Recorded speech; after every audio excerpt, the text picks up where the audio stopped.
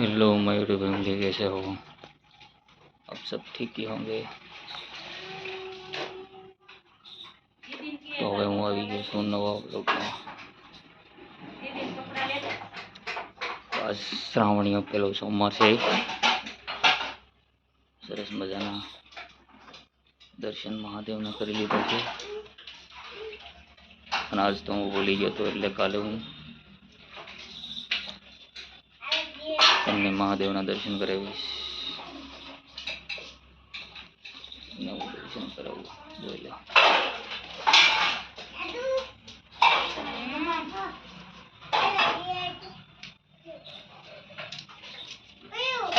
મારું નાનકડી એવી ઝૂંપડી છે।